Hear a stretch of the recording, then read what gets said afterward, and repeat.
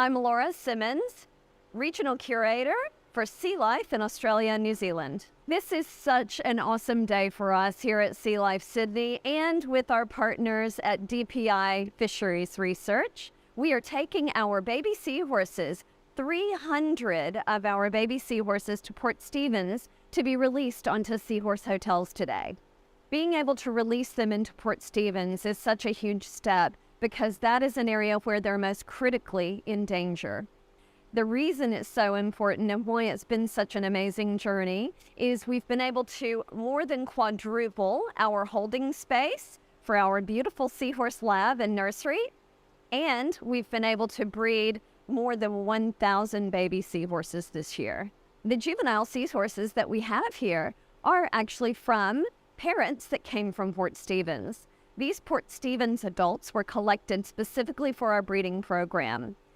In order to assure genetic diversity amongst our breeding program, we wanted to make sure that the animals were genetically appropriate when they were released.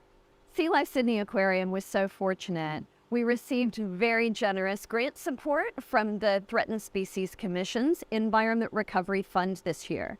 And by receiving this funding, we not only expanded our seahorse breeding labs and our nursery facilities, but it's also allowed us to expand the range where we can help to recover the species all the way north to Port Stephens. Grant funding provided 30 seahorse hotels so that we were able to have them deployed into Port Stephens. They were put out into the water of Port Stephens a couple of months ago specifically to become biofouls. We want them to become encrusted with living organisms like sponges and corals, and also become inhabited by the food source for our baby seahorses once they go to live in those seahorse hotels. As we move on into year 5 of our project, we'll continue to partner with DPI Fisheries Research, not only to continue breeding seahorses, deploying more seahorse hotels, and also establishing the range to be farther and broader.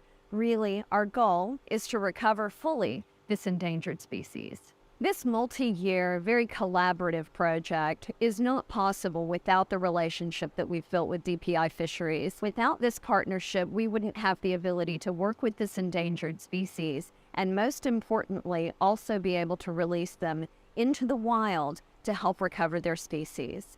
If you'd like to learn more about our white seahorse recovery program and have an opportunity to contribute, we now have a behind-the-scenes tour that allows you to go below the surface and see our white seahorse program up close, to visit our nurseries and also see how we're making all of this magic happen.